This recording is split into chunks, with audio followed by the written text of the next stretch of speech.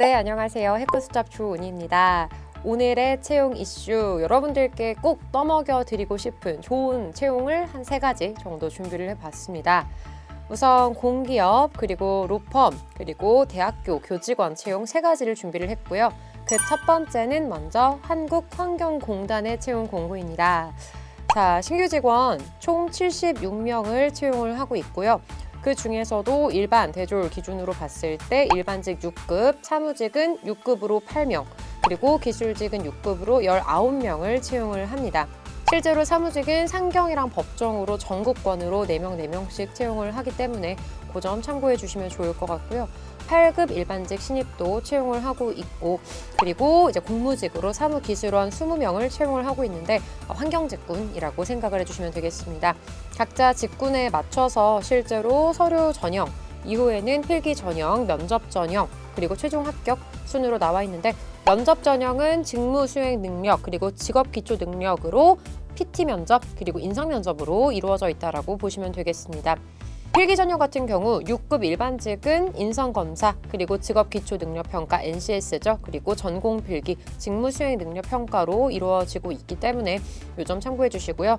실제로 서류 배수가 10배수, 10배수죠. 그러다 보니까 여러분들 챙기실 가점들은 다 좀 챙기셔야지 합격이 가능하다라고 보시면 될 것 같습니다. 실제로 환경공단 자소 상목 같은 경우는 여러분들이 얼마나 해당 공단에 대해서 관심이 있는지 지원 동기나 입사 후 포부, 그리고 직무에 대한 부분을 많이 물어보니까 그 점 좀 참고를 해주시면 좋을 것 같습니다. 자, 그리고 다음으로 추천해드릴 채용 공고, 부산의 동아대학교 정규 직원 채용 공고입니다.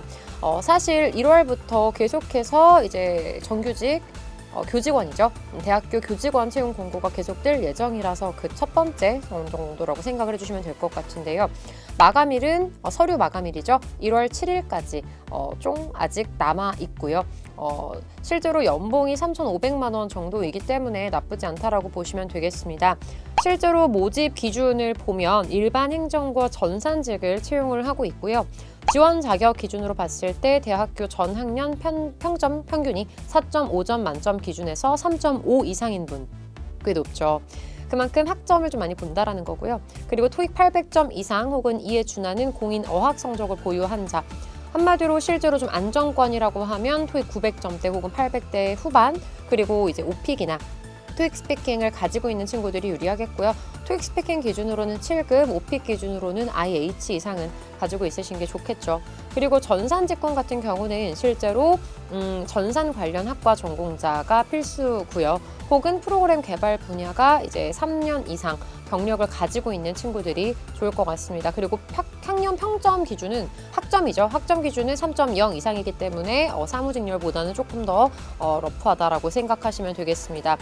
그리고 실제로 IT 관련 소지도 우대를 하니까 이 점 참고해 주시고요. 그리고 필기 전형은 직무능력시험 인적성 검사로 진행이 되고 있기 때문에 대기업 기준 정도로 한번 맞춰서 준비를 해보시면 좋을 것 같고요. 필기에 대한 난이도보다는 서류에 대한 중요도가 조금 더 높기 때문에 그 점 참고하시고 1, 2차 면접 임하시면 충분히 합격하실 수 있을 거라고 생각을 합니다. 자, 다음으로 소개를 해드릴 채용은 김앤장 로펌 1위 로펌이죠. 로펌 취업 기준으로 실제로 가장 높은 연봉, 그리고 가장 좋은 조건을 자랑을 하고 있는 로펌입니다.